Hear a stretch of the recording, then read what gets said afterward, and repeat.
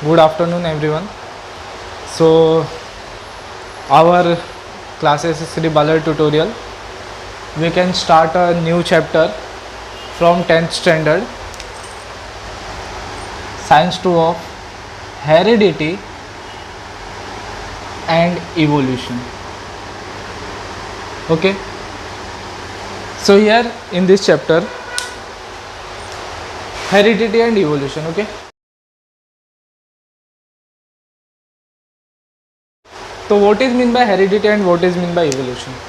So heredity meaning transfer of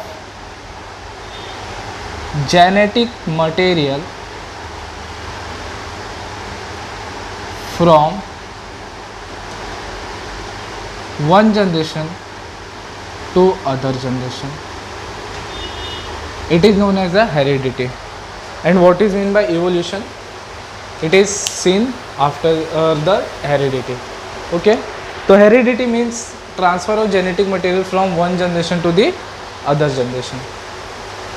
तो heredity के बारे में हम जब स्टार्ट करते हैं तो उसके पहले यहाँ पर बोला गया है कि transfer of genetic material. So what is mean by genetic material? Genetic material is एक ऐसा पार्ट होता है जो किसी भी ऑर्गेनिजम्स के अंदर प्रेजेंट होता है, उसे कहा जाता है genetic material. And it is transfer from one generation to other generation via gene. तो हम लोग ये पढ़ते हैं कि हेरिडिटी में कि transfer of genetic material one generation to other generation via gene. But क्या एक्चुअली में जीन के थ्रू हुआ था या नहीं हुआ था, इसको भी प्रूफ करना था. ठीक है. ओके. तो इसको प्रूफ करने के लिए बहुत सारे साइंटिस्ट आए जिन्होंने इस स्टेटमेंट को प्रूफ करने की कोशिश की.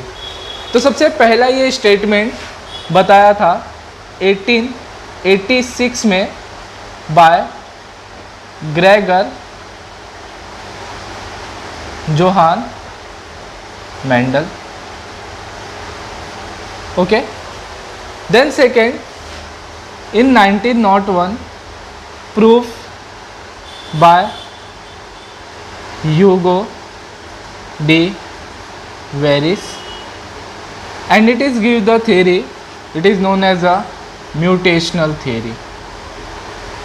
Mutational theory. 1902, Walter and Sutton, two scientists gave chromosomal structure by grasshopper. 1944, three scientists was come, Avery, McLeod and McCarthy. These three scientists give the statement DNA as a genetic material. Okay. जब हमें पता चल गया कि heredity में gene के through ही genetic material जब transfer होता है, तो ये स्टार्ट हुआ था ग्रेगर जोहान मेंडल से और एंड हुआ एवरी मैक्लॉयड एंड मैकार्थी. ठीक.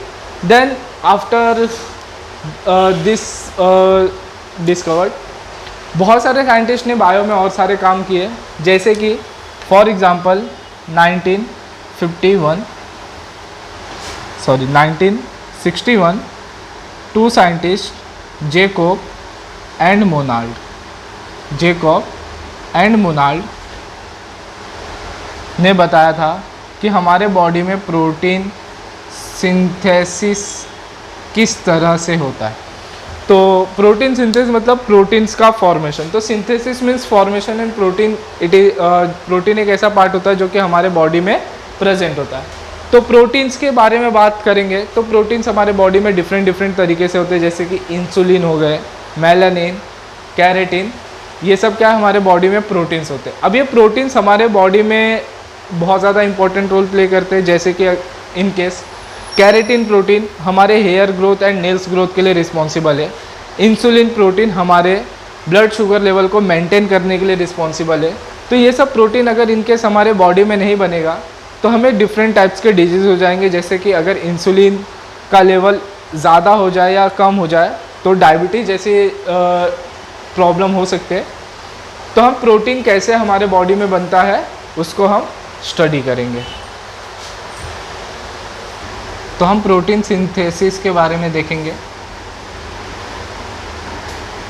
तो जब हम प्रोटीन सिंथेसिस के बारे में देखें तो हमारे बॉडी में प्रोटीन सिंथेसिस का जो प्रोसेस है, one is transcription,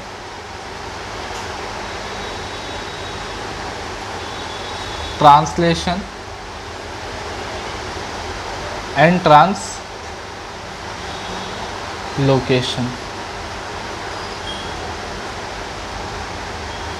okay, so what is mean by transcription, what is mean by translation, what is mean by translocation?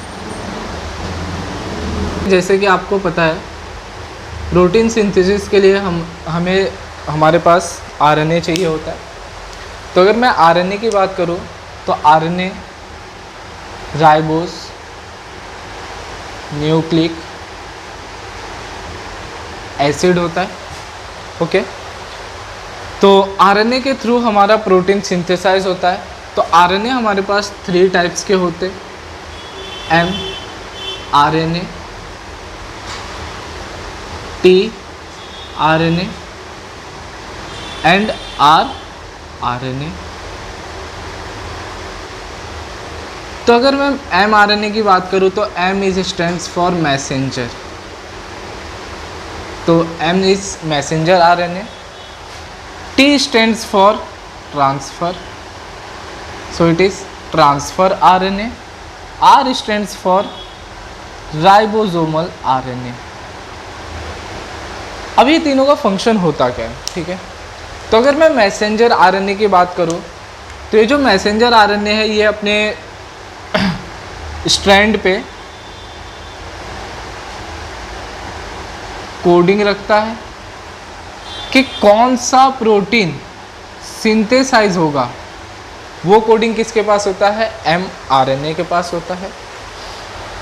T RNA is a transfer RNA. तो ये ट्रांसफर आरएनए वह RNA होता है जो कि एम आरएनए के ऊपर जो कोडिंग होता है, एम आरएनए के पास जो कोडिंग होता है उसका एंटी कोडॉन लेकर टीआरएनए आता है। एंड राइबोसोमल आरएनए ये फंक्शन करता है कि हमारा प्रोटीन सिंथेसाइज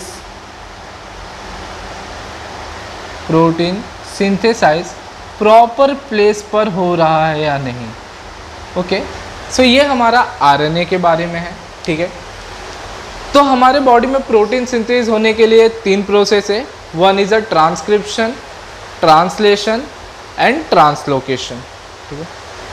तो जैसे कि मैंने प्रोटीन सिंथेसिस के बारे में बताया,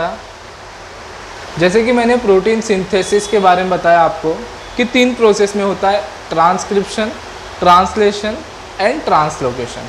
तो ट्रांसक्रिप्शन का मीनिंग क्या होता है? तो ट्रांसक्रिप्शन का मीनिंग होता है कि जो भी सीक्वेंस डीएनए के ऊपर प्रेजेंट होता है उस डीएनए के सीक्वेंस का जो कॉम्प्लीमेंट्री सीक्वेंस होता है उससे क्या बनता है, एमआरएनए बनता है, उसे कहा जाता है ट्रांसक्रिप्शन। ट्रांसलेशन क्या होता है? तो ट्रांसक्रिप्शन में जो एमआरएनए बना है उस एमआरएनए के थ्रू जो हमारा प्रोटीन बनेगा उसे कहा जाएगा ट्रांसलेशन। ये होता कैसे, तो उसके बारे में देखा जाए तो जैसे ये मेरा कोई डीएनए है, ये डीएनए के थ्रू हमारा एमआरएनए फॉर्म होगा, देन इस एमआरएनए के थ्रू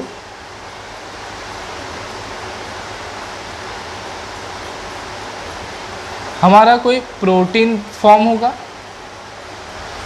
तो डीएनए से एमआरएनए के बनने के प्रोसेस को ट्रांसक्रिप्शन के नाम से जाना गया। एमआरएनए से प्रोटीन बनने के प्रोसेस को ट्रांसलेशन के नाम से जाना गया। अब ये जो प्रोसेस होता है ये थोड़ा डीपली प्रोसेस है, ओके। तो first of all transcription, the sequence of nucleotide in mRNA, okay, जो mRNA फॉर्म हुआ है, being produce is always complementary to the DNA strands used for synthesis. This is called as a transcription. Translation, tRNA has an anticodon having complementary sequence to the codon on mRNA. It is known as a translation. तो mRNA के ऊपर जो codon होता है उसका anticodon tRNA लेके आता है। मैंने ऑलरेडी बताया कि tRNA एंटीकोडॉन कैरी करता है जो mRNA के ऊपर होता है, वो mRNA के ऊपर आता है और कंटिन्यू जो हमारा प्रोटीन बनता है उसका जो बेसिक यूनिट होता है वो अमीनो एसिड का होता है। तो tRNA अमीनो एसिड को कैरी करता है। तो वन बाय वन एक एक tRNA अमीनो एसिड को लेके आते हैं और वो amino acid via peptide bond से जॉइंट होके क्या बनाते हैं, हमारे प्रोटीन बनाते हैं, ठीक है। ट्रांसलोकेशन, जब ये सब प्रोसेस चलता है तो हमारा जो tRNA है वो क्या करता है, हर एक कोडॉन्स को क्या करता है, प्लेस चेंज करते रहता है। तो जब हर राइबोसोम्स क्या होता है, कंटिन्यू मूव होता है, तो tRNA भी क्या करता है, अपने प्लेस को कंटिन्यू चेंज करता है। तो जब tRNA अपने प्लेस को चेंज करता है, बस उसी को हम कहते हैं ट्रांसलोकेशन। अब ये कैसे होता है हम डायग्राम के थ्रू समझने की कोशिश करेंगे, ठीक है।